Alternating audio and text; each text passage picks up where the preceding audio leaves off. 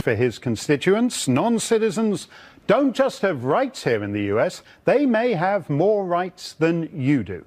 Just before Christmas, Brown pardoned 2 immigrants scheduled to be deported for committing felonies here in the US. One of the 2 men was a gang member convicted of an illegal weapons charge. Brown's hope is that the pardons will allow both immigrants to stay in America. Evidently, he believes they will greatly strengthen America. Jose Magana is an attorney and immigration advocate.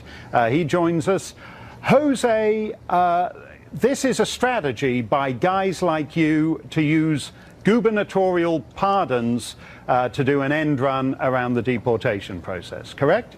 Well, Mark, I think there's a little bit of confusion. We may be looking at 2 different versions of the Constitution because mine actually has the 10th Amendment in it. And under the 10th Amendment, governors are expected to regulate their state's criminal justice system, including pardons. These individuals went through an incredibly rigorous and stringent process to be eligible for these pardons, including 10 years of being crime-free, obtaining a certificate of rehabilitation, and paying their debt to society. Well, wait a minute before we get to that, because in 20 years, from 1991, Arnold Schwarzenegger, Gray Davis, and Pete Wilson pardoned a grand total between them of 15 criminals, 15 pardons. That's 3/4 of a pardon per year.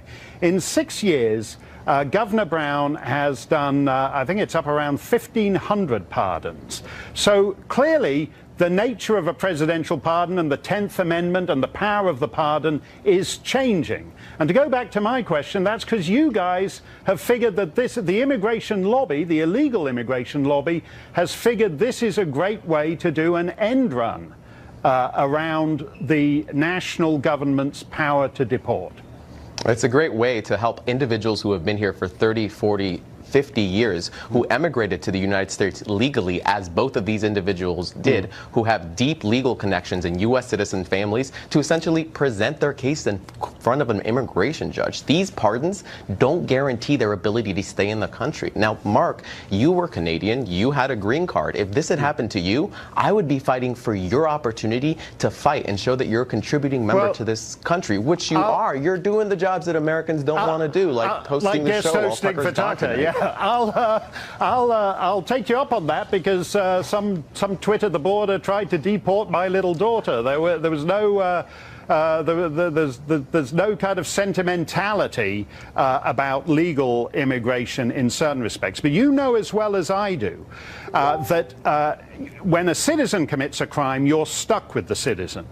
When a non-citizen commits a crime, he is at risk of deportation. So why is the immigration lobby so eager not even to deport criminals? If you want to change people's minds on immigration, wouldn't it help to actually show a willingness to deport gang members with the kind of conviction that one of these pardon recipients has? Well, generally, this administration isn't even prioritizing gang members and criminal aliens. Most of the people that it's going after are little girls with cerebral palsy in Texas, dreamers that get too close to the border, women seeking protective orders in courthouses. So when you say that conservatives are arguing for the deportation of criminals and other similar individuals, that's not even what this administration is doing. It's simply waving gang affiliation as a magic wand to try to turn America against the broader immigrant population.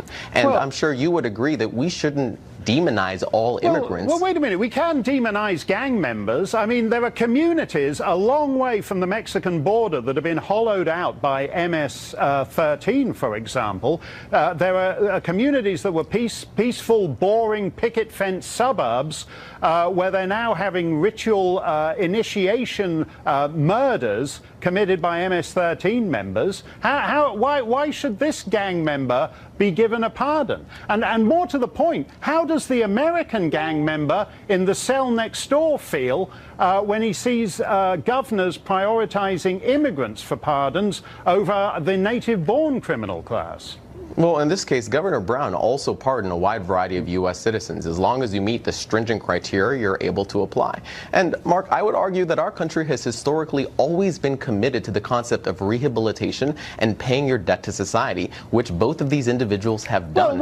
By asking to be deported, these individuals are essentially being double punished. Wait a minute. A World War II veteran from the United Kingdom whose wife got sick and died in hospital, and he's in America, and he stayed with her to die in America, to watch her die in America.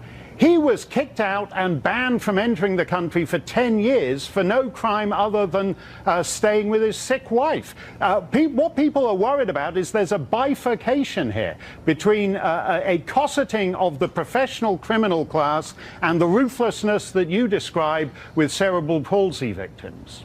You know, this administration has also consistently deported Mexican veterans, and I'd like them to return. I'd like the specific case that you mentioned to return. Now, if you want to be mad about pardons, be mad about the commutation that President Trump did last week for a meat packer who had exploited and trafficked 400 undocumented immigrants, including children. So what we're basically saying is we're fine with pardons for people exploiting immigrants, but not for the immigrants themselves? Come on, Mark. Well, you know, that's not where this stops, Jose. As you know, there's a strategy behind this, and that strategy has got the cooperation of a lot of Democrat governors and the immigration lobby. But thanks for coming on the show.